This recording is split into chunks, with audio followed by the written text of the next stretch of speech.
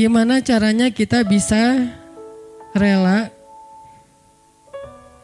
kalau pas kita berdoa minta sesuatu Allah malah ngasih kita ujian. Kita lagi getol-getolnya meminta kepada Allah tentang sesuatu yang kita lagi kepengenin banget. Tiba-tiba Allah malah ngasih yang sebaliknya. Gimana caranya biar kita rela kalau kita ditolak dengan bahasa yang lembut? Kalau kita ditolak dengan alasan-alasan yang kadang-kadang gak masuk akal. Kalau kita ditolak alasannya misalnya kayak kita kayaknya gak cocok soalnya hitung-hitungannya gak dapet misalnya. Atau karena mitos-mitos tertentu. Atau orang tuanya kayak gak sreg gitu sama kita. Padahal kita udah berjuang untuk caper-caperan habis-habisan. Modalnya juga udah keluar banyak. Tapi ditolak, gimana caranya kita rela atau lega? Gimana biar kita lega? Ini ada nih. Kalau kita ke masjid pakai sendal eger, pulangnya nyeker. Siapa nih? Terus banyak yang jawabannya politik gitu, gak usah dibaca. Nah gitu-gitu deh. Ada beberapa yang agak-agak unik. Tapi yang paling unik yang tadi. Kita udah kegeeran banget dia dekat sama kita tapi jadiannya sama orang lain. Dan orang lain itu bukan siapa-siapa, teman.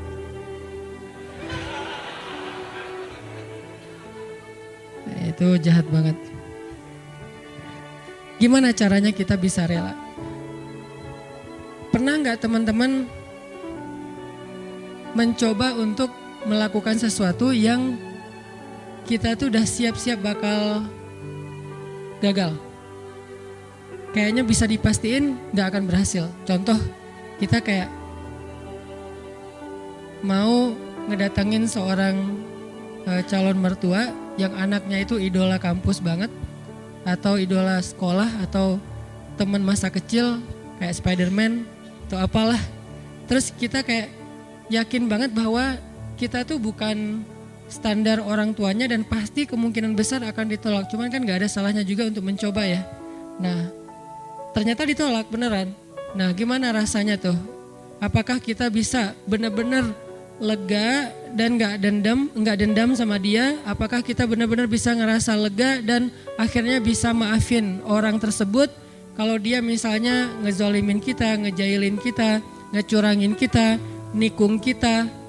Yang terakhir agak berat sih, yang misalnya dia kayak memfitnah kita, ngomongin kita, mengkomen dengan hate di akun kita, meng-kick kita di grup atau nge-block kita di nomornya. Bisa nggak kita lega, kita rela, terutama kepada Allah Subhanahu Wa Taala? Karena ada orang yang mungkin sering nggak rela dengan perlakuan manusia, tapi dia masih berusaha untuk rela dengan ketentuan Allah. Yang parah tuh sampai ke Allah juga nggak rela. Dia nggak rela ketika Allah memberikan dia satu ketentuan. Bahkan nikmat pun kadang nggak rela. Dikasih nikmat sekian dia berharapnya lebih. Dikasih nikmat begini dia berharapnya begitu. Dikasih fisik yang ini dia berharapnya kayak gitu. Dan seterusnya. Kadang-kadang masalah rambut aja dia nggak rela. Belum lagi nanti masalah kulit. Belum lagi nanti masalah tinggi badan, masalah apa segala macam yang sifatnya emang takdir dia diciptakan kayak gitu. Beda dengan mungkin kalau yang masalah-masalah katakanlah misalnya kayak sesuatu yang sifatnya karena usaha kita kayak berat badan atau jerawatan atau apa. Ini kan relatif ya. Tapi kalau emang udah takdirnya kayak gitu dia gak rela. Termasuk dia gak rela dengan ketentuan Allah dia seorang laki-laki. Sehingga dia pengen jadi ya transgender gitulah, pengen jadi cewek, terus dia cewek pengen jadi cowok, terus dia bingung gitu, kok dua-duanya nggak enak ya, terus saya jadi apa gitu kan ya. Nah ini nggak rela gitu kan. Nah ini semuanya adalah tentang syarhus sadar, berlapang dada. Berlapang dada pertama yang paling penting adalah berlapang dada terhadap ketentuan Allah, yang kalau dalam bahasa fikihnya kadang disebut dengan istilah takdir. Disebut dengan istilah takdir. Atau berlapang dada dengan sikap-sikap orang kepada kita. seberapa besar lapang dada kita sehingga dada kita itu muat dengan kesalahan orang. Makin lapang, makin banyak kesalahan orang yang muat di dalam dada kita. Nggak sampai bikin kita nyesek. Jadi ada kesalahan masih lapang, nggak nyesekin kita, jadi kita masih santai. Kan orang kalau lapang, sebutlah kita kayak di sebuah ruangan atau di mobil aja nih. Kebenaran mobilnya mobil city car yang memang dua row gitu, seatnya cuma 4 orang. Nah kalau masuknya cuma kita driver nih, masuk 1 orang teman, kita merasa sempit nggak? Enggak. Atau kita jadi penumpang sama driver, masuk 1 orang teman masih biasa. Masuk yang ketiga jadi 4 orang sekarang masih biasa. Masuk yang kelima, yang keempat jadi 5 orang, mulai agak-agak gimana gitu. Apalagi duduk di belakang kan ya. Nah kebayang gak kalau mobilnya bus?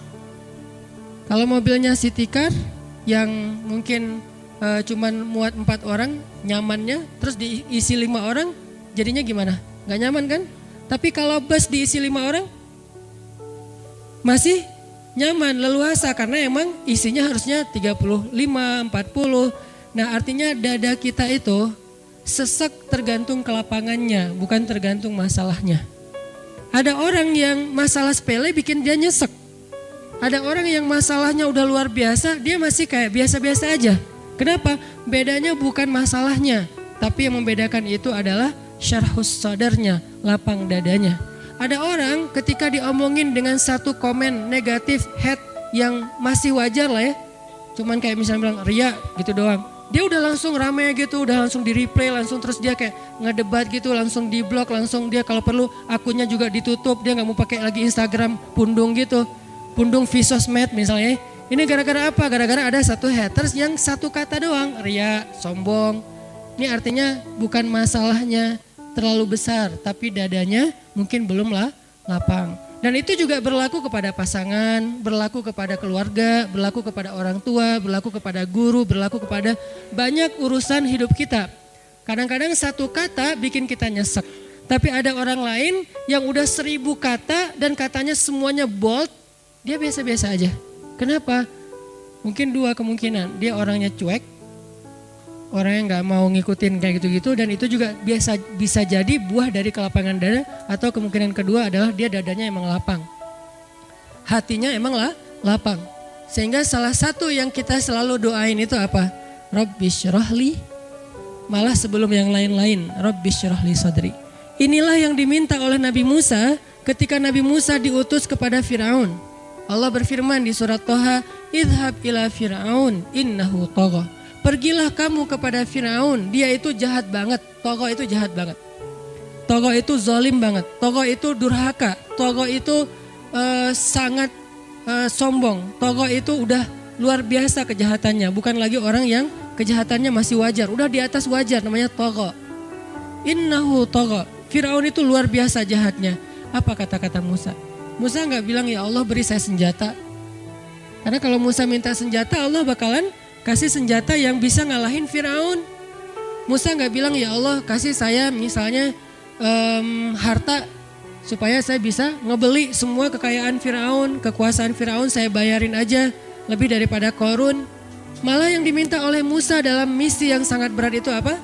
Qala rabbi syrahli sadri. Itu pertama yang diminta sama Musa. Musa berdoa setelah Allah memberi dia perintah, kata Musa, Rabbi syrahli sadri. Ya Allah lapangkan dada saya.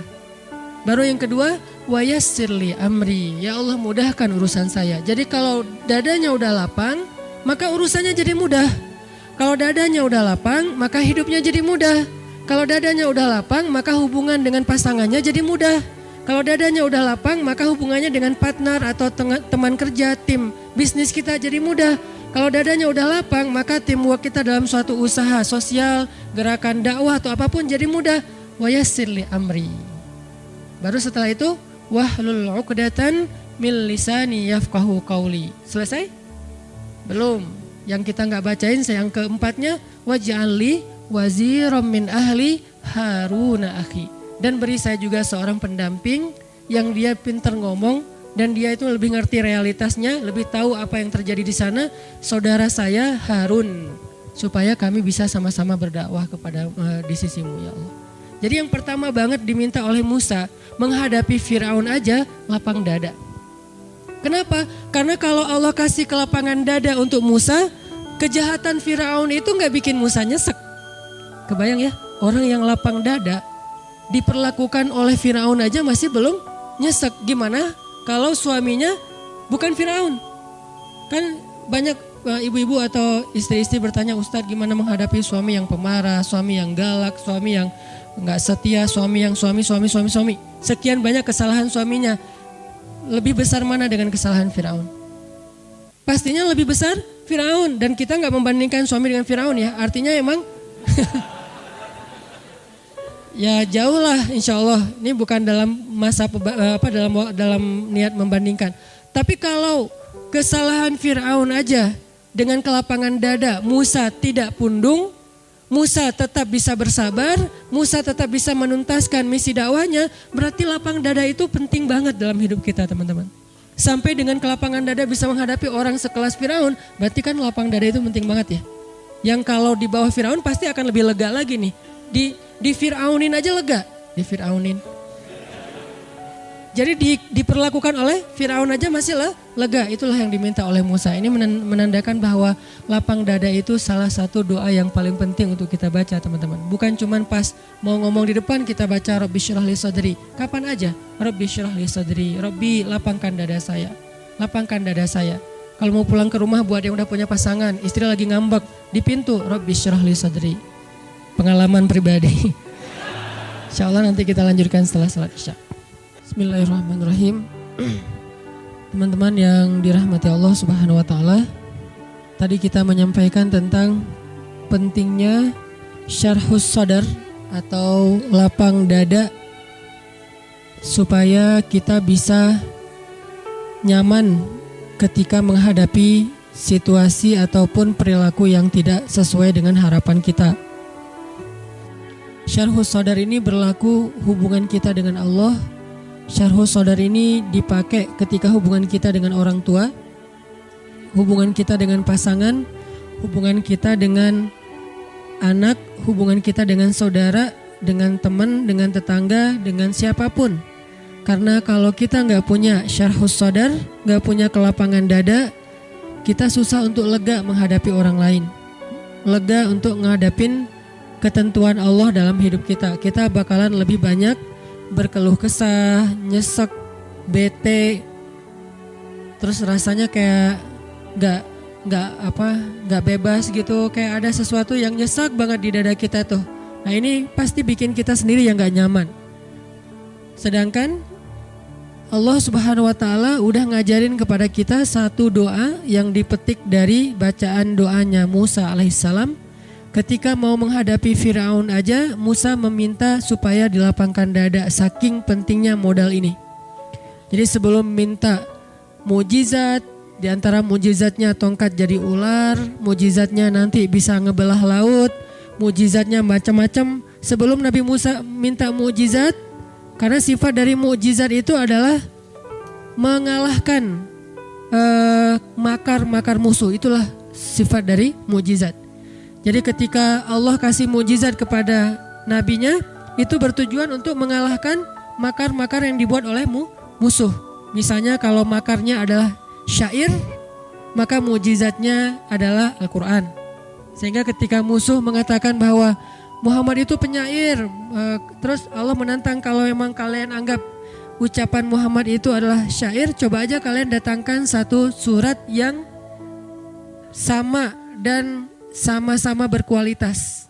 Sehingga ketika Nabi Muhammad membacakan ayat Alam tara kaifa fa'ala rabbuka bi ashabil fil alam yaj'al kaidahum fi tadlil wa arsala alaihim tayran ababil tarmihim bihijaratin min sijil faja'alahum ka'asfim mim ma'kul. Abu Jahal membacakan syair yang lain, al-fil wal khurtumit tawil. Jadi Abu Jahal membacakan juga satu syair dengan tema gajah. Apa terjemahannya? Saya nggak hafal panjangnya syair itu, hanya pembukaannya. Wal fil demi gajah, wal khurtumit tawil demi belalainya yang panjang. Itu diketawain satu kota Mekah. Kenapa? Karena syair Abu Jahal ini bukan syair, dia kayak pelajaran tentang gajah ke anak TK.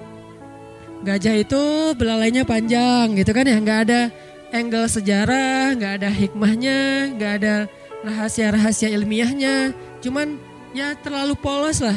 Padahal Abu Jahal itu udah jagonya syair. Jadi ketika orang-orang yang tidak beriman menantang para anbiya, maka Allah kasih mukjizat untuk mengalahkan tantangan mereka, tuduhan mereka, kemakaran mereka. Kayak misalnya Firaun ngumpulin para penyihir-penyihirnya yang lulusan-lulusan dari sekolah sihir yang ada di zaman Firaun, mereka juga bikin sekolah sihir. Dan ini terkenal dalam sejarah, memang ada sekolah sihir. Termasuk nanti cerita seorang laki-laki, anak muda yang lagi pengen belajar sihir ke seorang penyihir legend, terus malah dia mengalahkan penyihir itu dengan kalimat iman ya. Jadi banyak sekali cerita-cerita sekolah sihir di zaman sebelum Nabi Muhammad SAW. Dia kumpulin nih lulusan cum laude dari Universitas Sihir. Semua yang keren-keren, profesornya, yang cum laude-nya, dokter-dokter mudanya, kumpulin semuanya. Ini makar. Wa makaru wa makarallah wallahu khairul makirin. Wa yamkuruna wa yamkurullah wallahu khairul makirin. Akhirnya Allah kasih Musa mukjizatnya untuk mengalahkan sihirnya para penyihir Firaun. Nah, Nabi Musa padahal seorang nabi nggak meminta mukjizat kepada Allah, ya Allah kasih saya mukjizat untuk bisa mengalahkan kejahatan Firaun. Bukan itu yang pertama diminta oleh Musa, tapi yang pertama diminta oleh Musa itu adalah Rabbishrahli sadri, ya Allah lapangkanlah dada saya. Inilah yang paling penting dalam hidup kita. Apalagi ketika kita mengemban amanah-amanah yang berat. Apalagi kita bergaul dengan banyak orang. Karena orang yang tidak bergaul, walaupun dia soleh, masih kurang istimewa di sisi Allah dibandingkan orang yang soleh dan bergaul. Kan Nabi SAW bersabda, Al-mu'min alladhi yukhalitun nas wa yasbir ala adahum a'zamu ajran. Di riwayat yang lain, khairun minal mu'min alladhi la yukhalitun nas wala yasbir ala adahum. Mukmin yang bergaul, ini salah satu dalil saya tentang gaul ya. Jadi gaul itu bukan gaul, bukan. Gaul itu yukhalit, bergaul dengan manusia. Al-mu'min, mukmin yang bergaul dengan manusia, lalu dia bersabar atas gangguan mereka. Kayak kita main sosmed kan bergaul berarti kan ya. Tapi sabar dengan para haters.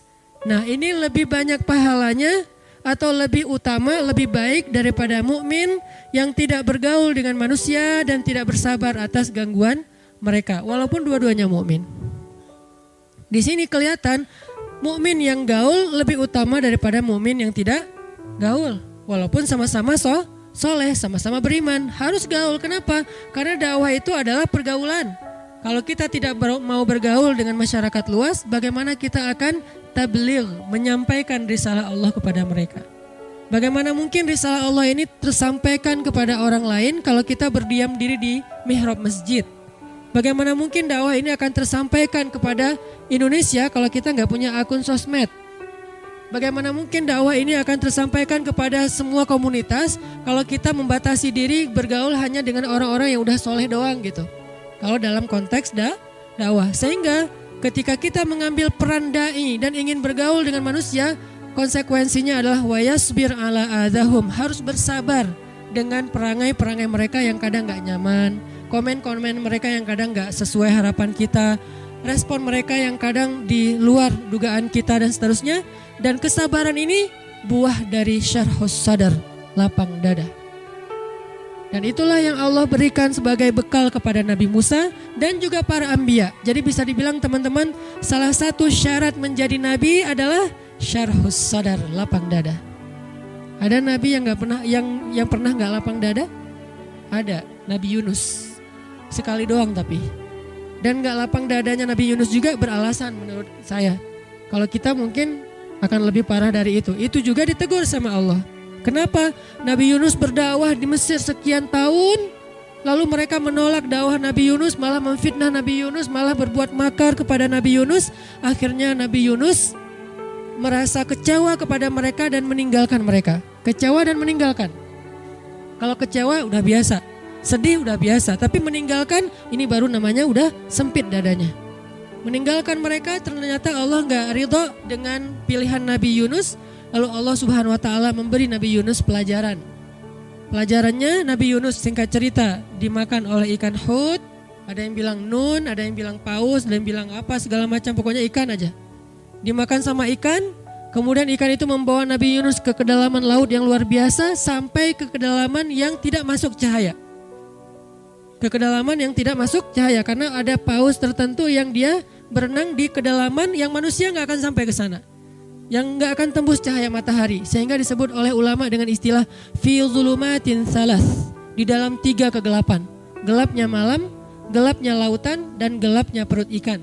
Disitulah Nabi Yunus bertaubat. Disitulah Nabi Yunus minta ampun, bertasbih kepada Allah. Baru kemudian Allah selamatkan Yunus ke pantai. Lalu Allah beri lagi umat untuk didakwahi oleh beliau. Dan beliau mulai berlapang dada akan gangguan mereka. Akhirnya Allah lipat gandakan kesuksesan Nabi Yunus dan mendapatkan umat yang sangat banyak. Ini artinya modal utama para anbiya adalah syarhus sadar. Dengan berbagai macam skenario yang Allah bikin. Nabi Yunus dilapangkan dadanya dengan pelajaran dimakan ikan. Baru setelah itu beliau jadi faham tentang arti lapang dada. Nabi Musa dilapangkan dadanya dengan adegan doa. Rabbi syrah li sadri wa yassir li amri dan seterusnya. Nabi Muhammad dilapangkan dadanya menurut surat Asy-Syarh atau Al-Insyirah dengan 2 adegan. Satu adegan pembedahan dada beliau ketika beliau berusia 10 tahun. Satu lagi adegan, ada yang bilang 10 tahun, ada yang bilang beberapa kurang dari itu. Satu lagi adegan di bedah dadanya Nabi Muhammad ketika mau melakukan perjalanan Isra dan Mi'raj. 2 kali dibedah dadanya dan dilapangkan, dibuang bukan penyakit ya, kotoran-kotoran yang sifatnya fitrah manusia di dalam dada Rasulullah SAW sehingga menjadi orang yang lapang dada. Nah, hasil dari kelapangan dadanya Nabi Muhammad adalah leganya beliau menghadapi orang kayak Abu Jahal, kayak Abu Lahab. Tahu sendiri kan Abu Lahab gimana ngerecokin Nabi? Yang saya cerita sebelum subuh udah mencelok di depan pintu rumah Nabi gitu, berdua pula tuh istiqomah dengan istrinya, kompakan banget gitu. Jadi kayak mesra dalam kebatilan gitu. Jadi itu 2 orang tuh mesra banget dalam kemungkaran, kebatilan. Sebelum subuh udah ngebangunin istrinya, mah, ada apa-apa? Kan kita punya tugas. Oh iya, ya kita pacaran. Ngapain pacarannya? Ngerecokin Nabi Muhammad. Pacaran ngerecokin Nabi Muhammad. Duduk aja berdua depan pintu rumah Nabi. Begitu Nabi keluar, nah ini orangnya nih. Ngikutin kemana Nabi pergi, kan gak enak banget ya. Paling gak enak. Nabi juga pernah sedikit ngerasa kayak terganggu oleh kedatangan seorang sahabat yang pengen belajar ilmu tapi kayak maksa gitu. Abdullah bin Umi Maktum kan. Nabi lagi ngedakwahin kepala kaum dan berharap kalau kepala suku, kepala komunitas, kepala geng ini masuk Islam, nanti satu komunitasnya akan memeluk Islam. Datang Abdullah bin Umi Maktum, narik-narik baju Nabi. Rasul, narik-narik gitu. Namanya juga mungkin orang kampung, terus dia juga tunanetra gitu. Nah, Rasul. Kata Nabi, ada apa Abdullah? Ajarin saya dong ayat ini maksudnya apa? Oh sebentar ya, kata Nabi. Nabi pindah, cari lagi. Wah ini, Rasul. Rasul lagi ngomong sama orang-orang. Dan orang itu pada ketawa, mentertawakan Rasul dan Abdullah. Rasul, ajarin dong. Sebentar ya Abdullah, nanti ya habis ini. Terus Nabi pindah lagi, ditarik lagi. Akhirnya Nabi abasa watawalla, bermasam muka dan berpaling. Artinya bermasam muka dan berpaling merasa terganggu. Apa kata Allah? Kalla, jangan gitu Muhammad. Arti kalla, jangan gitu. Walaupun kalau kita baca di Quran terjemah agak membingungkan sih terjemahannya. Sekali-kali tidak. Maksudnya apa sih? Sekali-kali tidak. Ini terjemahan baku ya. Makanya saya coba mentranslate ayat, hadis semampu saya dengan bahasa kita lah, bahasa santai. Walaupun mungkin sebagian orang gak paham. Itu yang diajarkan kepada kita dulu ketika masih di Mesir. Mentranslate, bukan mengubah teks, bukan mengubah ayat dan hadis, mengubah tarjamah. Jadi ada namanya tarjamah lugawiyah, ada tarjamah taklidiyah. Terjemah lugawiyah itu terjemah bahasa, linguis. Terjemah taklidiyah itu menerjemahkan sesuai dengan kondisi masyarakatnya. Sehingga saya menerjemahkan dengan tarjamatus syabab, terjemah anak muda. Jadi bukan terjemah depak, tapi terjemah syabab. Nah ini kayaknya suatu saat nanti udah harus ada sebuah semacam kamus terjemahan Al-Quran versi anak muda. Karena kan ada versi Indonesia, ada versi Korea. Boleh gak sih menerjemahkan Al-Quran ke bahasa Korea? Beneran? Kan itu sama dengan bahasa K-pop. Tapi emang itu yang mereka pakai kan, bahasa Korea kan bahasa K-pop, bahasa drakor kan sama ya. Berarti gak tercela dong menerjemahkan Al-Quran ke bahasa Korea walaupun dipakai sama K-pop dan drakor. Dan saya juga ya gitu deh. Jadi artinya menerjemahkan ke bahasa anak main boleh juga dong. Tapi kan dipakai anak main, emang apa salahnya? Emang semua anak gaul itu negatif kan enggak? Di sini saya kira anak-anak gaul semua nih yang lagi ngumpul dan menjadikan masjid sebagai salah satu spot tempat nongkrong gitu. Jadi intinya teman-teman, ternyata dengan syarhus sadar yang Allah berikan kepada Nabi Muhammad, akhirnya Nabi jadi berlapang dada terhadap gangguan-gangguan orang di sekelilingnya, termasuk Abu Lahab, Abu Jahal. Abu Jahal itu memfitnah Nabi itu udah habis-habisan. Termasuk nanti Suhail, seorang laki-laki Mekah yang dia itu bisa dibilang kayak wartawan dan juga penulis. Dia mengubah opini publik dari yang mereka respect kepada Nabi Muhammad jadi malah jadi benci, hatersnya Nabi Muhammad. Gara-gara apa? Opini publik itu dibikin oleh tulisan-tulisan, kalau dulu bahasanya bukan tulisan, syair-syair Suhail. Dan Nabi menghadapi orang kayak gitu. Sehingga kadang-kadang Nabi sedih tapi tidak sempit dada. Arti sempit dada sampai Nabi meninggalkan mereka enggak. Kalau hijrah itu karena perintah Allah, bukan inisiatif Nabi Muhammad. Buktinya Nabi berhijrah sampai turun perintah dari Allah. Bukan kalau inisiatif mungkin Nabi udah hijrah duluan ke Habasyah. Tapi tidak.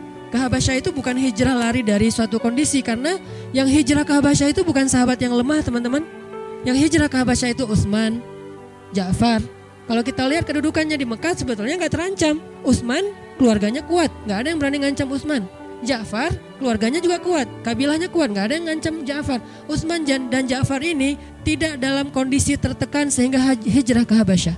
Terus kenapa hijrah ke Habasyah? Membangun network, membangun hubungan keluar dari Mekah supaya nanti Islam ini bisa berkembang, ekspansi. Kalau mau dibilang lari dari kota Mekah, harusnya hijrah itu orang Habasyah sendiri dong. Bilal kan itu aslinya orang Habasyah ya. Kenapa gak pulang kampung aja? Toh dia di Mekah dalam keadaan dizolimi, lemah, gak punya siapa-siapa. Kalau seandainya hijrah ke Habasyah, misinya adalah lari dari siksaan orang Mekah, harusnya yang pertama hijrah itu Bilal, bukan Utsman dan Ja'far. Jadi Nabi tidak hijrah ke Madinah kecuali karena perintah Allah, bukan karena sempit dadanya. Jadi ketika Nabi dibedah 2 kali, akhirnya dada Nabi itu muat untuk kesalahan-kesalahan orang yang menzolimi beliau, yang ngerecokin beliau, sedangkan beliau tidak merasa berat dengan hal itu. Justru apa yang membuat Nabi berat teman-teman? Ini nih kerennya Nabi nih. Apa yang membuat Nabi berat dan sampai-sampai kayak sakit Nabi teh? Apa? Nabi kasihan sama mereka. Bukan Nabi sebel sama mereka. Kalau kita kan beratnya gara-gara sebel ya. Beratnya gara-gara ilfil, beratnya gara-gara sakit hati. Kalau Nabi beratnya di dada beliau itu karena kasihan sama mereka. Ada seorang laki-laki Yahudi meninggal, jenazahnya diarak gitu, ditandu mau dikuburin, Nabi nangis. Kenapa? Kasihan, dia belum sempat beriman tapi sudah meninggal. Sehingga nasibnya nanti di akhirat dalam keadaan terancam. Nabi sedih atas dia, bukan sedih atas diri sendiri. Sehingga ayatnya di dalam surat Al-Kahfi itu saya lupa di halaman kedua, hampir-hampir kamu mencelakai dirimu sendiri gara-gara mereka tidak beriman. Ada yang ingat ayatnya? Gimana? Nah, wala'allaka bakhi'un nafsak ala atharihim illam yu'minu bihadzal hadithi asafa.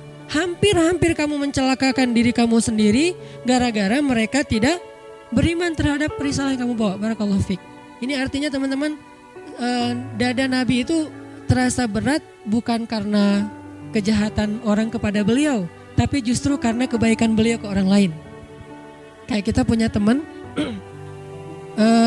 kita sedih untuk dia. Orang nanya, kamu kenapa sih kalau ketemu dia kamu kayak kerung gitu, kok gak bisa senyum, kamu sebel ya sama dia gara-gara sikap dia yang dulu, gara-gara dia nikung kamu misalnya. Ternyata bukan, justru kita sedih. Kenapa? Soalnya dia hampir cerai sama istrinya. Jadi kita sedih kan, orang baik banget ya. Ditikung, terus orang yang nikung ini hampir cerai, dia sedih. Jangan dong, jangan cerai dong, kamu pertahankan. Kan dia itu amanah dari Allah, anugerah. Banyak dulu loh orang ngejar-ngejar dia, terus kamu dapat, kamu pertahankan, jangan cerai ya. Kita gak bilang, udah cerain aja, emang kalian gak cocok dari awal juga. Terus kita tungguin. Enggak kayak gitu. Kan Nabi gitu banget ya. Nabi senang kepada siapa sahabatnya? Zainab bintu Jahsy. Tapi Allah mentakdirkan Zainab nikahnya sama Zaid bin Harithah. Malah anak angkatnya Nabi. Sehingga Nabi pas disuruh ngelamar Zainab buat Zaid, ya ngelamar sih ya gitulah, pokoknya ngelamar aja ya. Tapi setelah itu Nabi ngerasa, oh ya udah berarti takdirnya buat Zaid. Nah setahun kemudian Zaid datang kepada Nabi minta nasihat karena mau menceraikan Zainab. Allah kasih bocoran, nanti kalau Zaid datang, dia minta nasihat tentang istrinya, bilang ceraikan istrimu. Itu Allah yang ngasih ilham. Pas Zaid datang Nabi bilang apa? Amsik zaujatak. Tahan istri kamu, jangan diceraikan. Coba kurang baik apa Nabi coba? Allah udah ngerestuin, suruh cerai aja gak apa-apa, nanti habis itu kamu nikahin Zainab. Kan Nabi sama Zainab udah serak dari awal juga, karena Zainab ini perempuan yang soleha, baik. Sehingga Nabi siapa sih yang gak tertarik dengan seorang perempuan yang hebat gitu. Sekedar respect, sekedar takjub gitu. Ya Nabi punya perasaan respect kepada Zainab. Tapi Nabi tidak mengikuti perasaannya kalau tidak karena perintah Allah. Nah tiba-tiba nikah sama Zaid, anak angkat Nabi. Ya udah jadian sama Zaid, nggak diingat-ingat lagi. Setahun kemudian Zaid datang, Rasul, kayaknya saya nggak cocok sama Zainab. Gimana kalau saya menceraikan, boleh nggak ya Rasul? Kata Allah sebelum Zaid datang, nanti kalau dia tanya gitu bilang ceraiin aja ya. Kata Nabi, jangan, tahan istrimu, coba gimana? Saking baiknya Rasulullah SAW, itu lapang dadanya Nabi ya. Tapi qadarullah, namanya Allah tentukan mereka emang bertahannya cuma setahun, pulang-pulang walaupun Nabi bilang tahan istrimu, Zaid menceraikan juga Zainab. Setelah menceraikan Zainab, masa idahnya beres, Allah bilang datanglah kepada Zainab, lamar dia untukmu. Nabi berat. Kenapa? Gak enak sama Zaid. Coba, padahal kan udah gak ada hubungan, tapi tetap gak enak sama Zaid. Masa Zaid cerai terus langsung saya nyamber gitu kan ya, kayak nampung banget gitu, ditunggu-tunggu banget. Jangan-jangan selama ini Zaid gak berkah tuh gara-gara doanya, mungkin ya Allah mudah-mudahan gak harmonis, cepet cerai atau apa. Kan jadi kayak gak enak gitu kan. Jadi Nabi itu orangnya ra'fah banget, jaga perasaan orang banget, gak enakan banget. Kenapa? Syarhus sadar. Beliau lebih mending beliaunya yang dibikin gak nyaman daripada bikin orang lain gak nyaman. Itu Nabi banget tuh. Beliau lebih memilih biar saya aja deh yang repot, yang jadi riwah, tapi jangan ngeriwahin orang lain. Itu Nabi banget tuh. Ini namanya syarhus sadar. Makanya Allah bilang, alam nasyrah laka sadrak ya Muhammad, wa wada'na anka wizrak ya Muhammad, alladzi anqadha dhahrak ya Muhammad, wa rafa'na laka dzikrak ya Muhammad. Kemudian Allah bilang, fa inna ma'al usri yusra, inna ma'al usri yusra. Itu motivasi. Udah tenang aja di balik kesulitan, bersama kesulitan ada kemudahan, bersama kesulitan ada. Artinya itu satu paket, gak usah dipisahin. Gak ada kesulitan, gak ada.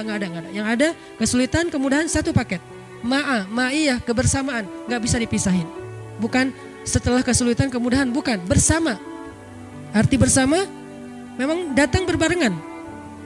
Berbarengan Ustaz, kok saya gak ngerasain? Nah ini nih, bersama dengan kesulitan ada kemudahan, itu datangnya bersamaan teman-teman. Bukti bersamaannya apa? Kadang-kadang kalau misalnya kita lagi ada kesulitan, jadi mudah tahajud, ya kan? Jadi mudah ke masjid. Bukankah itu kemudahan? Adakah yang lebih berharga daripada Allah kasih nikmat hidayah dan ibadah, nikmat taqarrub kepada Allah, nikmat lebih dekat kepada Allah? Emangnya ada yang lebih berharga dari itu? Kita aja yang kadang-kadang gak fair, menghargai ini lebih daripada yang itu. Padahal itu lebih berharga. Allah ambil kita nikmat misalnya tadi habis diputusin, kan itu berat ya. Langsung sempit dadanya. Tiba-tiba lapang dengan, ya Allah dia gitu banget sama saya. Apa yang kurang dari saya tuh udah habis-habisan loh ya Allah, untuk dia modal tuh udah habis semuanya, motor udah dijual, kos-kosan nunggak karena uang kos saya pakai buat jajan bareng dengan dia, modal banget loh ya Allah. Kan kita jadi kayak romantis gitu ke Allah, kita kehilangan romantis dengan seseorang tapi muncul romantis dengan Allah. Bukankah fa inna ma'al usri yusra? Dan itu yang paling sering. Belum lagi nanti setelah itu, setelah romantis sama Allah, Allah kasih hadiah-hadiah, Allah kasih kejutan-kejutan dan seterusnya. Jadi Allah kayak ngemotivasi Nabi Muhammad SAW. Artinya lapang dadanya Nabi itu bikin beliau bisa bertahan. Sesekali sedih ada, kayak Nabi pulang habis dilemparin kotoran, Nabi pulang habis dilemparin dan berdarah-darah. Terus Nabi pulang ketemu Khadijah. Ini nih luar biasanya ya. Cari siapa? Khadijah. Siang hari mencari Khadijah, malam hari mencari Allah. Siang hari cari siapa? Gak ada Ustadz. Ya udah. Kalau belum ada Khadijah ya udah malam hari aja andelin. Siang hari cari temen main kayak apa kayak pengalihan gitu ya, pelampiasan, free dive terus nggak muncul-muncul ya nggak apa-apa. Yang jelas cari sesuatu yang bisa bikin kita syarhus sadar, lapang dada gitu. Kemana lagi ya, main kemana lagi ya, ya nggak apa-apa lah. Tapi kalau Nabi karena alhamdulillah beliau udah punya Khadijah yang solehanya super duper luar biasa, akhirnya pulangnya mencari Khadijah. Zammiluni, selimutin aku. Itu kan bahasa manjanya Nabi ke Khadijah ya. Sehingga Khadijah menyelimuti Rasulullah bukan terus ditinggal ke dapur, enggak. Diselimutin dan didekap oleh Khadijah, dibikin nyaman oleh Khadijah. Dalam pelukan Khadijah lah turun ayat ya ayyuhal muzammil. Dalam pelukan Khadijah lah turun ayat ya ayyuhal muddatsir. Di dalam pelukan seorang perempuan yang soleha yang luar biasa. Satu di antara 4 perempuan yang sempurna di muka bumi.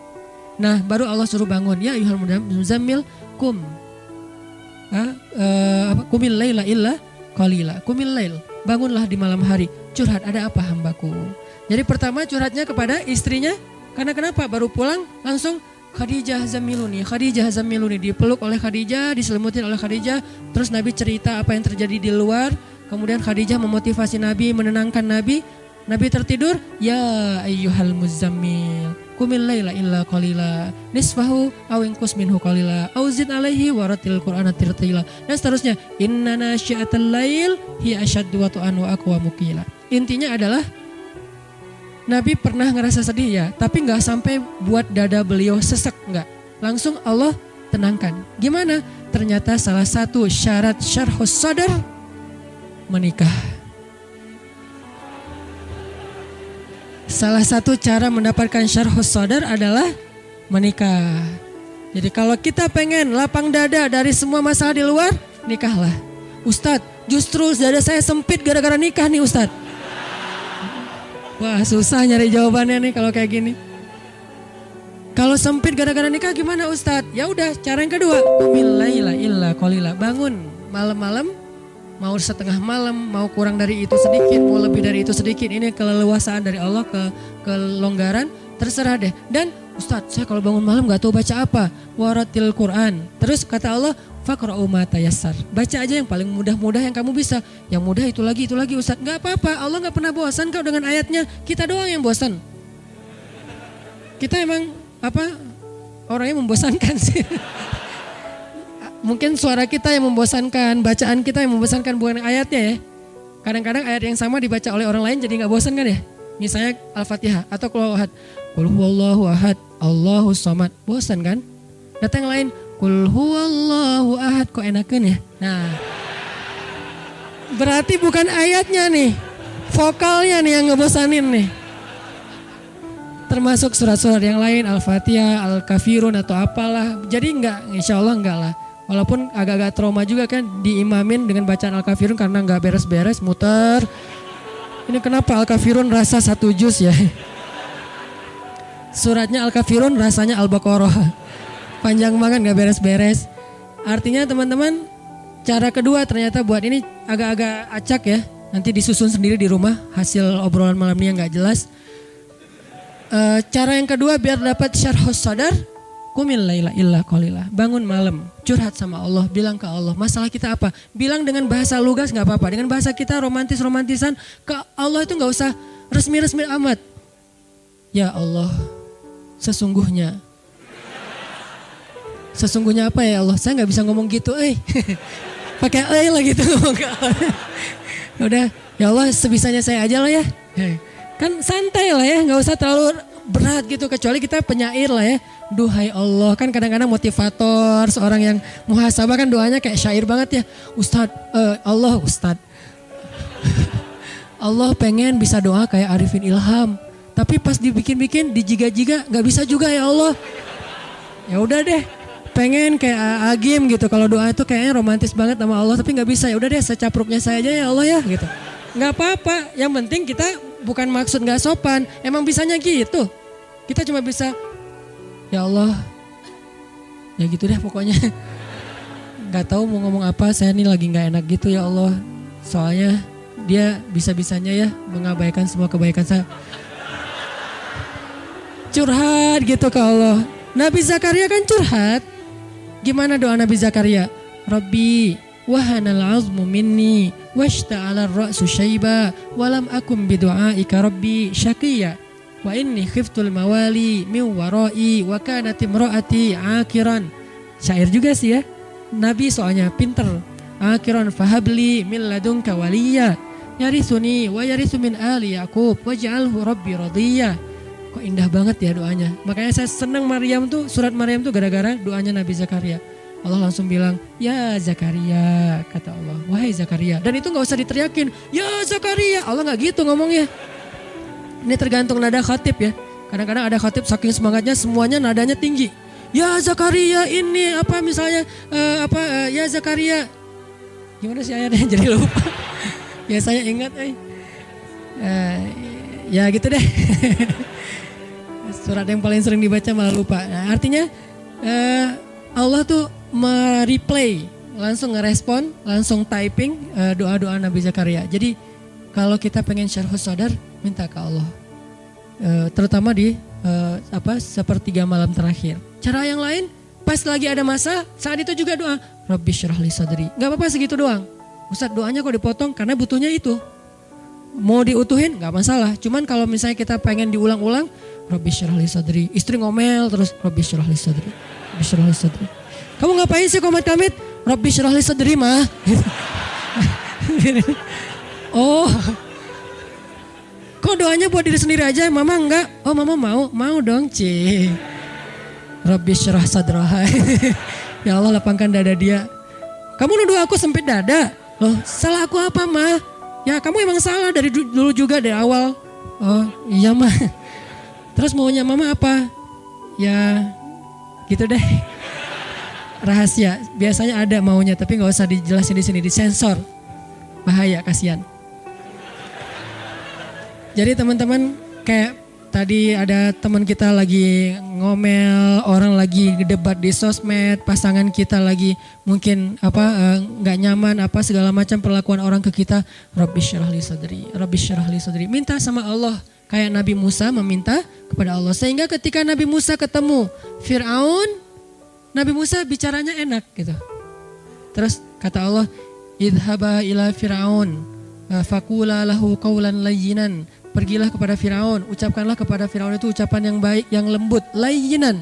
Gimana coba mau ngomong ke orang yang paling dibenci dengan bahasa yang layyin, yang lembut. Itu susah loh.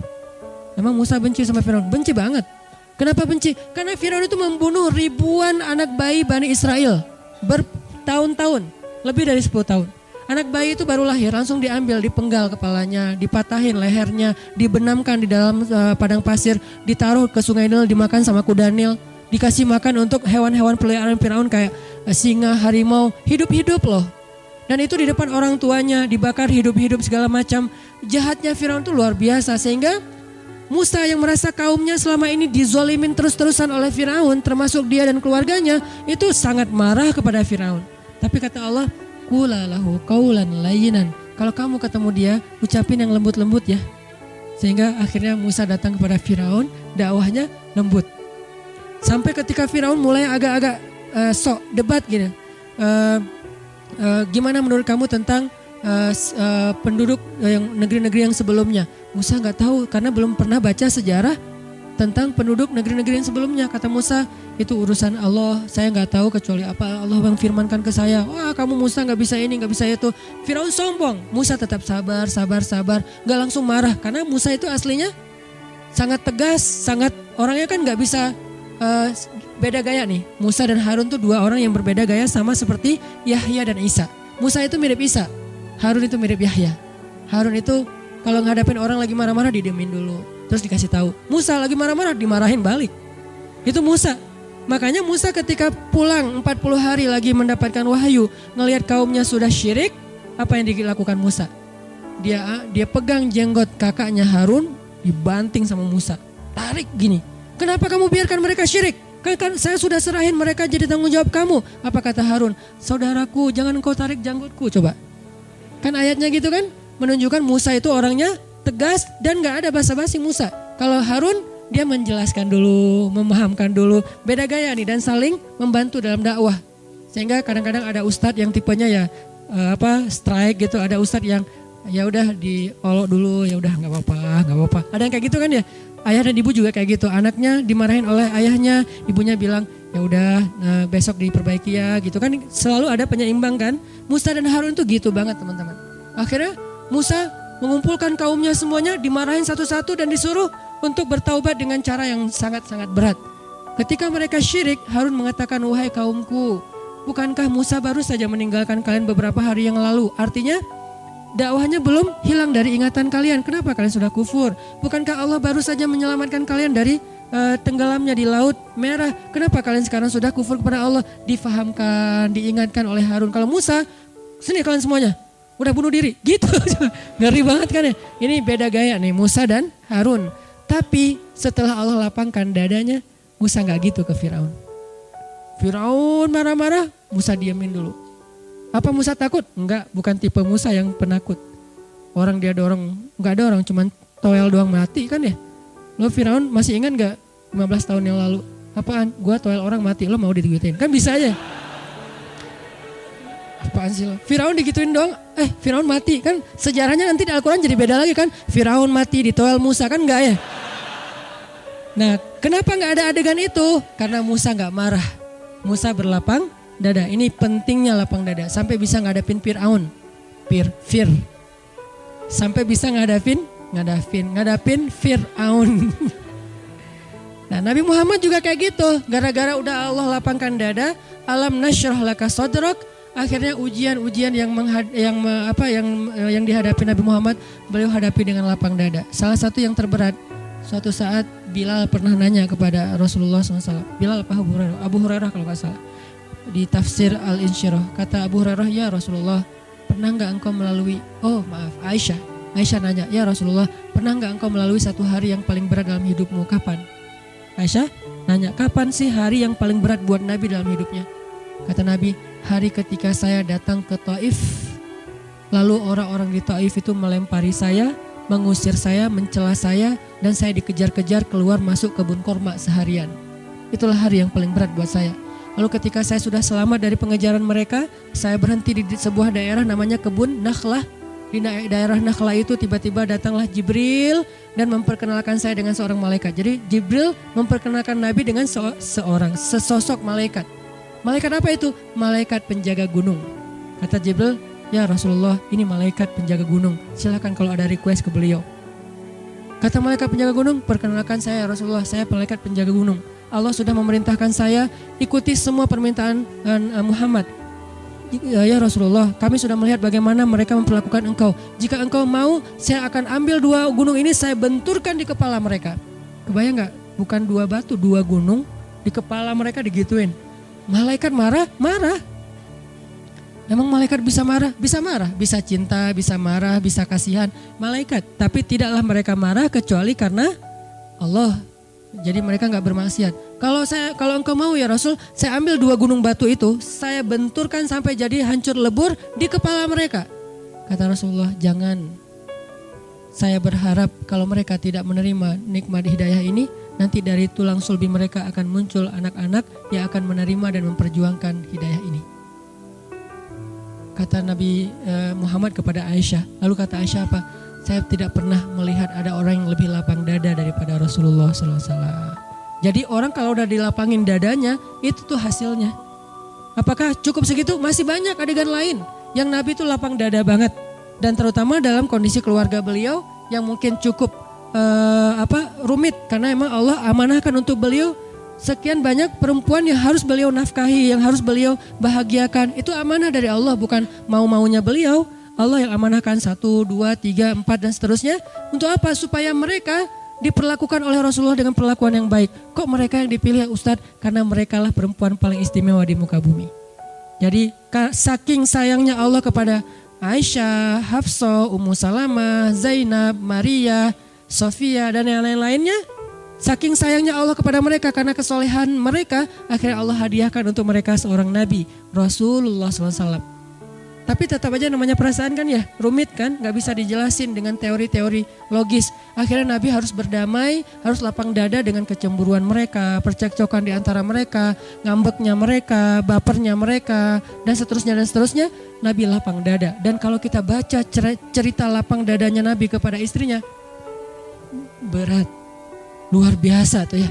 Sampai kita, wah susah kalau gitu ditiru. Tapi di sini ada pelajaran, ternyata lapang dada itu bisa bikin kita mampu menanggung yang tidak mampu ditanggung orang lain. Dan seorang mukmin yang lapang dada mampu menanggung urusan orang lain namanya rohilatan. An-nasu kaibilimi'ah. Manusia itu kata Nabi seperti 100 ekor onta. La takadu tajidu fiha rohilatan. Hampir-hampir kamu gak ngelihat satupun di antara 100 ekor onta itu rohilah. Apa itu rohilah? Onta yang sanggup memikul beban dan mampu berjalan jauh, itu namanya rohilah. Siapa rohilah kata Nabi? Mukmin. Yang tidak mukmin dia ibil, dia seperti onta biasa saja yang makan, minum, hidup hanya untuk dirinya saja. Sedangkan mukmin dia tidak hidup untuk dirinya, dia hidup rohilatan, menanggung beban. Mulai dari menanggung beban keluarga, menanggung beban masyarakat, menanggung beban umat, itulah mukmin. Makin banyak yang ditanggung menunjukkan makin lapang dada dia. Karena kalau dia gak lapang dada, gak akan sanggup nanggung beban, keluh, kesah, masalah orang lain. Itulah Nabi, itulah para anbiya, itulah orang-orang soleh. Sehingga minta sama Allah, Rabbi syrah li sadri, Rabbi syrah li sadri, Rabbi syrah li sadri. Ya Allah lapangin dada saya. Bukan minta beban, bukan. Supaya kalau Allah nitipin beban ke kita sanggup memikulnya. Kenapa? Karena beban dada kita lapang. Wa wada'na anka alam nashrah laka sadrak wa wada'na anka wizrak alladzi anqadha dhahrak. Jadi beban-beban Nabi itu seolah-olah diturunkan oleh Allah. Maksudnya apa? Bukan Nabi diambil bebannya, bukan.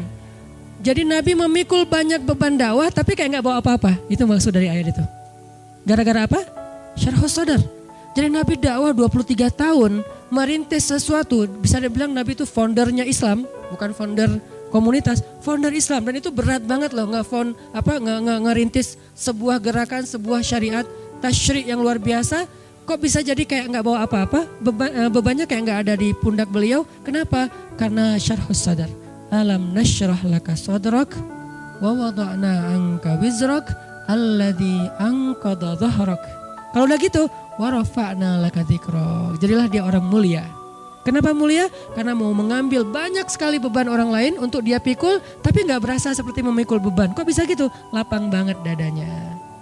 Ini maksud dari ayat tersebut teman-teman. Pentingnya syarhus sadar. Minta sama Allah. Tipsnya sederhana tadi. 1, nikah.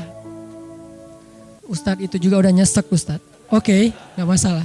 Ya udah, yang kedua doa. Yang ketiga qiyamul lail. Maka Allah akan lapangkan dada kita sedikit demi sedikit. Terus dawamin. Sehingga malam kita qiyam, siangnya kita lapang dada. Ketika kita dapat masalah, kita berdoa lagi sama Allah. Allah lapangkan lagi dada kita. Supaya apa? Supaya kita sanggup memikul beban orang lain dan kekeliruan, kesalahan orang lain. Supaya tidak membuat kita menjadi orang yang menutup diri. Membuat kita jadi orang yang nyesek. Membuat kita jadi orang yang gampang marah, gampang tersinggung, susah maafin orang lain. Itulah syarhus sadar. Lihat lagi nanti Nabi Yusuf, cerita syarhus sadar Nabi Yusuf.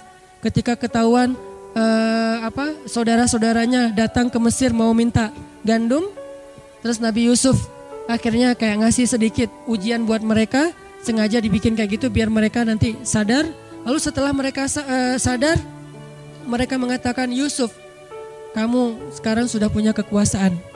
Sekarang kami lemah. Kalau kamu ingin membalas kejahatan kami dulu, maka kamu pasti bisa. Maka balaslah apa yang kamu ingin lakukan. Apa kata Nabi Yusuf? La tathriba alaikum. Sekarang tidak ada balasan untuk kalian. Aku tidak ingin membalas kalian. Allah sudah memaafkan kalian. Pulanglah, bawalah bajuku ini, berikan kepada ayah. Semoga ayah bisa mencium aroma tubuhku dan mengetahui bahwa kalian benar-benar bertemu dengan aku. Beda ya zaman dulu sama sekarang ya. Kalau sekarang selfie. Biar saya udah ketemu nih. Buktiin, Ustadz boleh selfie dulu buat apa? Bukti bahwa saya udah ketemu Ustadz. Soalnya istri saya curiga saya keluar rumah jangan-jangan kemana gitu. Ini saya udah taklim ya. Laporan misalnya ya. Kalau sekarang kan selfie. Selfie edisi Nabi Yusuf adalah baju Nabi Yusuf dibawa ke ayahnya. dicium oleh ayahnya, langsung mata ayahnya bisa melihat lagi mukjizat, kemudian datang lagi ke Mesir untuk bertemu dengan Yusuf. Artinya Yusuf nggak dendam, padahal udah digituin banget, dilemparin ke dalam sumur. Gara-gara itu akhirnya beliau dijual dari satu tangan ke tangan yang lain, jadi budak, masuk penjara, banyak ujian segala macam, hampir meninggal juga dengan beberapa kezaliman di luar sana yang luar biasa ujiannya. Itu semuanya gara-gara siapa? Gara-gara kakaknya. Kalau orang lain yang memperlakukan beliau kayak gitu, oke lah orang lain. Ini kakak sendiri yang beliau gak pernah ngejahatin mereka sama sekali. Tapi begitu mereka datang meminta bantuan Yusuf, lapang dadalah yang membuat Nabi Yusuf memaafkan lalu mau membantu mereka. Syarhus sodar, sifat para anbiya. Nabi siapa lagi yang syarhus sodar banget? Nabi Ayub. Nabi Ayub juga kayak gitu. Sampai saking sebelnya Nabi Ayub kepada istrinya, sampai berkata, kalau nanti saya sembuh, saya akan menghukum istri saya dengan satu digituin lah. Apa sih istilahnya? Mau dicambuk kayak nggak enak gitu bahasanya. Dicemetut ya, baca apa? Dicemetut, dicepret, dipecut, dipecut. Saya akan pecut dia satu pecutan, satu pecutan. Pas sudah sembuh apa? Nggak tega, Tapi kan harus menunaikan janji kan ya. Akhirnya apa? Cari rumput. Gitu doang. Ini kenapa? Syarhus sodar, lapang dada. Kadang-kadang kita kayak sebel banget sama orang. Lihat aja ntar ya. Kalau lo butuh gua gak bakalan gua tolong. Setelah sekian lama dia datang.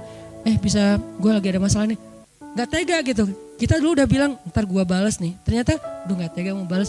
Ada apa? Aku bisa bantu apa? Kan jadi baik ya. Kenapa? Syarhus sodar. Kadang butuh proses, ada yang syarhus sodarnya sehari, ada yang seminggu, ada yang sebulan, ada yang setahun, ada yang seumur hidup. Nanti ketika udah mau meninggal baru syarhus sodar. Ya udah saya maafin semua kesalahan kalian, akhirnya dia syarhus sodar juga. Tapi kan selama ini hidupnya jadi gak enak ya. Karena orang yang sempit dada yang sengsara dia sendiri teman-teman. Kadang-kadang saking sempit dadanya ngelihat orang yang bahagia, dia yang kayak baru kena musibah gitu. Kamu kenapa? Lagi berkabung. Berkabung kenapa? Tuh orang beli mobil baru. Orang beli mobil baru dia yang berkabung. Orang yang nikah dia yang bete. Mantan. Mantan soalnya susah. Ya itu agak wajar sih. Jadi intinya teman-teman, yuk kita belajar syarhus sodar dengan 3 cara tadi. Doa, tahajud, menikah. Mudah-mudahan kalau kita mendapatkan pasangan, benar-benar pasangan yang disebut dengan istilah qurrata a'yun. Itulah syarhus sodar kan? Karena kalau pasangan tidak menjadi qurrata ayun, berarti tidak bisa jadi syarhus sodar. Apa arti qurrata ayun? Penyejuk hati. Jadi kita pulang ke rumah sejuk gitu ya. AC di mana-mana. Enggak, kata-katanya yang menyejukkan hati, senyumnya menyejukkan hati, dandanannya menyejukkan hati. Makanya orang sih mungkin salah paham ya, enggak paham maksud dari dakwah saya. Saya bilang dandan itu ibadah. Bukan apa-apa, bukan saya pengen cari sensasi ini Ustadz aneh-aneh aja yang dibahas yang gak pernah orang lain bahas. Bukan, justru saya mencari bahan-bahan dari hadis, dari teks agama untuk menyelesaikan masalah keluarga tapi bukan dengan doktrin. Kita kasih programnya, salah satu program berdandan. Perempuan yang rajin berdandan untuk suaminya itu pahalanya gede banget loh. Kenapa? Karena itu bagian cara dia menyenangkan suami dan itu perintah dari Aisyah radhiyallahu anha. Berdandanlah untuk suami kalian wahai perempuan Ansor, wahai perempuan Madinah. Kenapa? Karena itu perintah Allah. Jangan bikin suami kalian sedih. Dan perhatikan tempat yang sering dipandang oleh suami kalian. Jangan sampai dia memandang sesuatu yang lagi kotor. Termasuk wajah kalian, tubuh kalian. Sehingga ada seorang perempuan Ansor datang ke rumah Aisyah. Rambutnya acak-acakan, gak di kerimbat, gak di treatment gitu, gak di Terus Aisyah bilang, bersihkan rambut kamu atau rapikan rambut kamu demi suami kamu. Sampai Aisyah sempat-sempatnya nggak ikut hadir dalam majelis ilmunya Rasulullah SAW. Padahal majelis ilmu itu pahalanya gede banget. Gara-gara apa? Kata Abu Hurairah. Gara-gara sibuk berdandan untuk Rasulullah. Ini namanya Rabbi habli Rabbana hablana min azwajina wa dzurriyyatina qurrata a'yun. Itu salah satu di antara ciri perempuan yang solehah di antara 3 ciri kata Nabi apa? Idza ra'aita sarratka. Kalau kamu ngelihat dia, kamu jadi senang. Itu istri solehah. Gimana cara bisa jadi senang? Dengan sikapnya dan dengan penampilannya. Perempuan yang di atas, yang di belakang, yang di jalan, nih Kalau kalian ingin menyenangkan hati suami kalian atau calon suami kalian nanti, dari sekarang siapin beauty case. Kalau bisa jangan beauty case, beauty baggage. Jadi satu koper beauty case-nya tuh. Ini lipstick ada 7 macam model. Dari yang paling matte sampai yang paling glossy.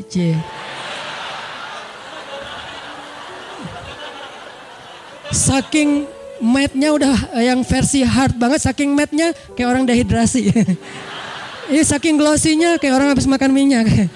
Jadi, wah gimana nih caranya nih? Ya udah di mix aja deh, setengah-setengah gitu. Akhirnya netral. Siapin semua beauty case dan itu kalau niatnya buat suami, ini adalah termasuk ibadah.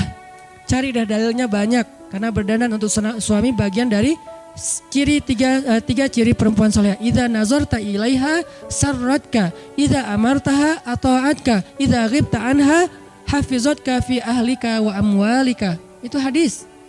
Ciri perempuan soleh, arti perempuan di sini istri. Kalau kamu memandangnya, kamu jadi senang. Suami Ustadz banyak lagi nanti dalilnya. Next insya Allah. Istri kalau kita lihat nyenengin. Jadi di rumah itu males buka handphone. Kenapa?